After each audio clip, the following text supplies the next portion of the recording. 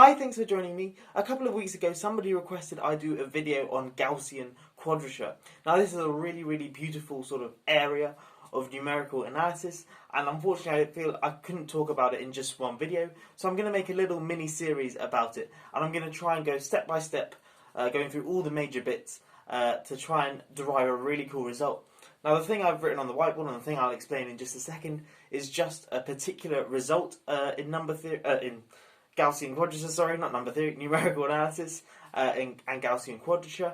But there's a lot more generality to this, so I do recommend once you watch the series and have a basic understanding of it, you do look into it in a bit more detail. Anyway, let me read out what I've written on the board. We have n, some natural number, and n can be, we'll think of it as a large natural number, but of course it can be small. And we have two real numbers, a and b, with a less than b. Okay, so suppose Alice chooses a function f of x, which is a polynomial of degree at most 2n plus 1. So that's what this notation here is, so capital pi, and then this number here, 2n plus 1, and then x. So f of x is a polynomial of degree at most 2n plus 1. So if 2n plus 1 was 3, then f of x could be a cubic, it could be a quadratic, it could be a linear function, or a constant term. Okay? And now we're going to consider this integral here, the integral from a to b of f of x dx. Now, of course, Alice can work out what this integral is here, because Alice knows what f of x is, but to us, we still don't know what f of x is. All we know is f of x is a function, a polynomial, of degree at most 2n plus 1. But what Gaussian quadrature tells us is that if we can ask Alice about n plus 1 points on f, i.e., we choose some x naught, say, x1, all the way up to xn, so those are n plus 1 points, and we say, Alice, would you mind telling us what f of x naught is, what f of x1 is, and so on, and f of xn, then Alice can tell us what those values are, because she knows what f is, so she gives us those n plus 1 numbers, and then once we have those n plus 1 numbers, we can actually work out what this integral here is. Okay, so I find this quite remarkable. We can take n plus 1 points, which we just asked Alice for, and then we can work out what this integral here is. So the integral from a to b of f of x, and all we really need to know is that f is a polynomial of degree at most 2n plus 1, and these n plus 1 sort of data points here. But we choose what the x0, x1, and xn are, and we ask Alice what the values of f are evaluated at those points. Anyway, I'm waffling now. The first thing we've got to do to try and understand and work towards this thing here is understand inner product spaces. So let me talk a little bit about those.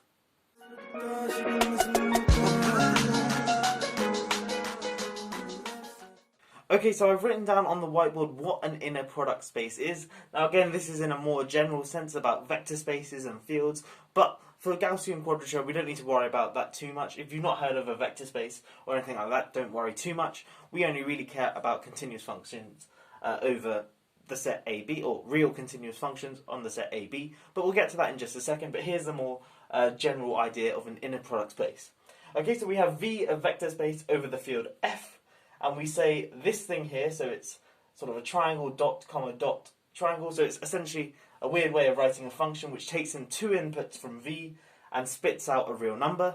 We call this thing an inner product space if it meets these three conditions here. Okay, and that is V, comma V is greater than or equal to 0 for all V and V.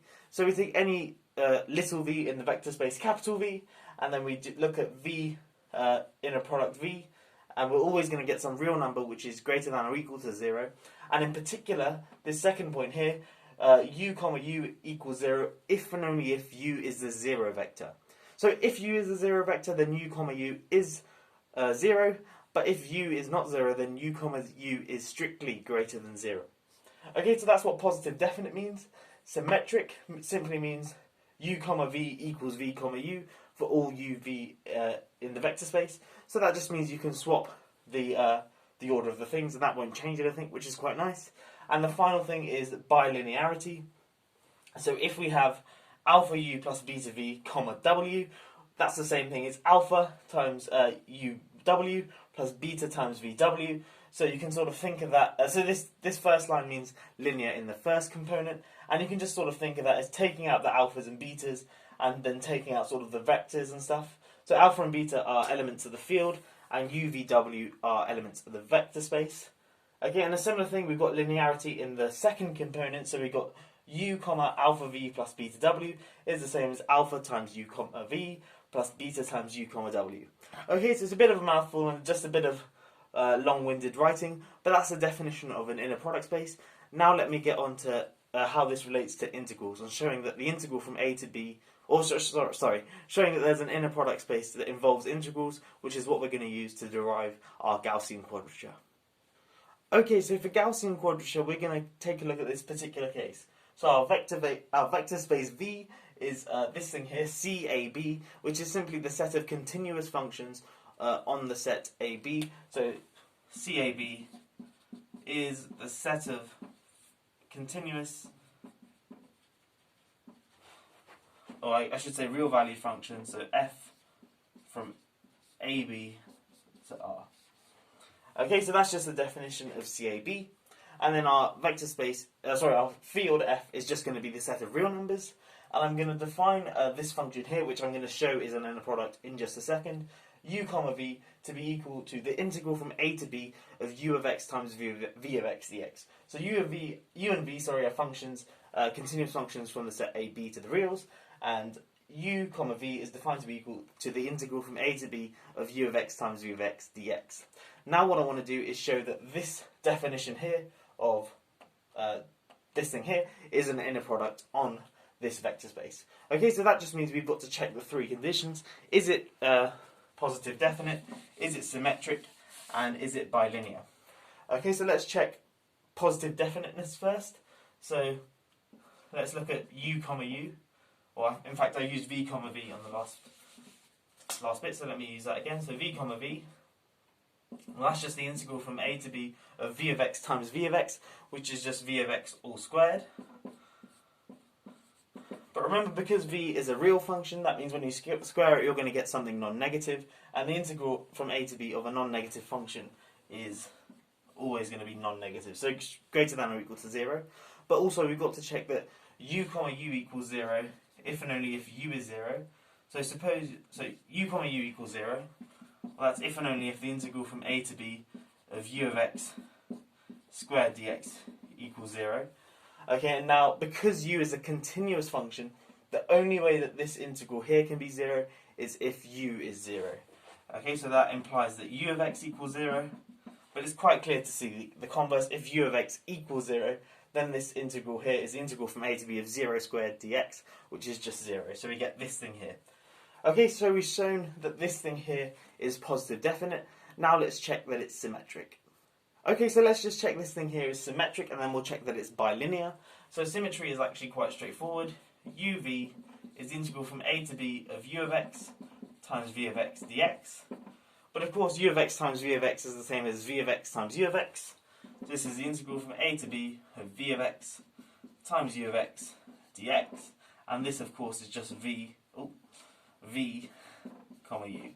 Okay, so we get u comma v is equal to v comma u, and that's for all v and u in the vector space of the continuous real functions from a to b, from ab, sorry. Last thing we have to check is bilinearity. Now, because we've just checked symmetry, it suffices to prove that it's linear in the first component. Okay, so suppose we have alpha u plus beta v w, this thing here.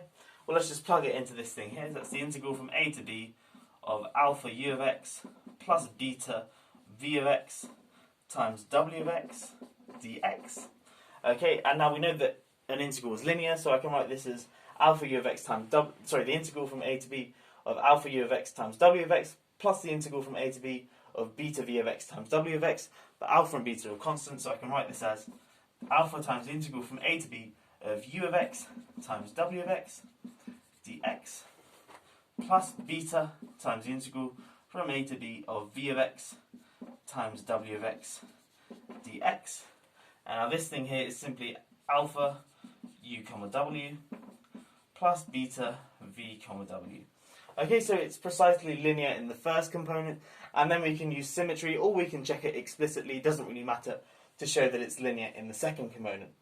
Okay, so that's all for today's video. Let's just quickly go over what I've done. I've sort of talked about where we're heading with this sort of mini-series in terms of Gaussian quadrature. I've defined an inner product space, and I've shown that this thing here is an inner product space. Like, join me in the next video where I'll get one step further in deriving a particular Gaussian quadrature. See you then. Have a great day.